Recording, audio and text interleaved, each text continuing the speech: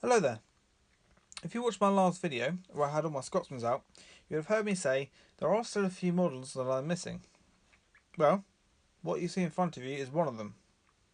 This is Hornby's number R.074 and it's Flying Scotsman with a Great Northern Tender. Now the Great Northern Tender is the difference from this model to a lot of my other ones. It is very unique to this particular model. The Great Northern Tender means that this is a very early representation of Scotsman. In fact, this is Hornby's earliest representation of Scotsman. A little bit of history on the Scotsman. She was built in February 1922. However, she was not Flying Scotsman, nor was she 4472. Her original number was 1472. It wasn't until 1924, 2 whole years into her life, that she received her name and her number. If I take you to this book quickly, you can see a picture here.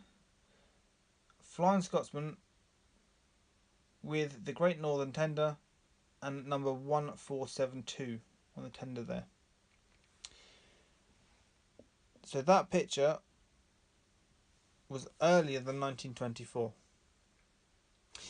Now, you may be thinking, at the beginning of the video he said this is one of the models, and yet there are 2 of them.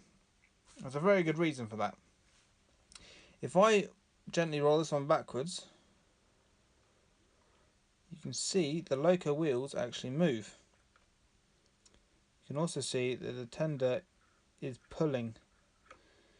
That is because the tender holds the motor. This is a tender driven locomotive. The top one, if I do the same thing, if I just gently pull back on it, you can see that the wheels will rotate slightly. They have a bit of give in them, but then they lock. The top one is a loco drive. The tender, I've taken this apart just to check. The tender has all the chassis and all the carcass of the motor, but all the components have been taken out. The previous owner, for some reason, decided that they wanted to make it loco drive. So they've taken the chassis and the drive mechanism from a much more modern Flying Scotsman, or in fact it could have been any A1 or A3, and put it into this. That's fine, that's okay. But in doing so, they decided it would be a good opportunity to take all the wiring loom out for the DCC chip. So whilst there is a socket mounting point in there, there is no socket. So it is a DC loco drive Flying Scotsman. It also means this tender is completely free to roll around. When I received it, I did have a quick look inside, and in the cab they have drilled a hole through the firebox door. Now, my best idea is that they've taken that hole and put a little orange LED or a little red LED in there to create a firebox flicker, which is something I've been wanting to do with one of my locos for a long time, but I've never got around to it. Unfortunately, all of that is gone. There's nothing extra in there, it is just the loco. The one on the bottom when I received it though had the driver and the fireman. Now, this is how they were laid out in the cab.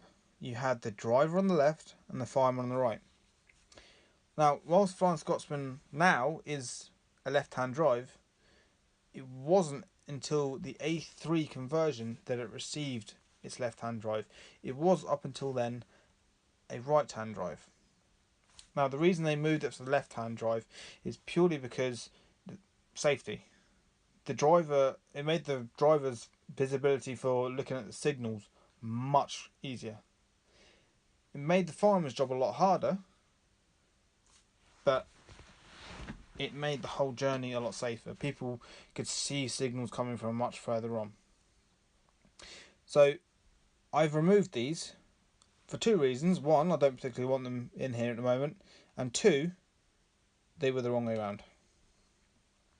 Other than that, this is a very simple locomotive.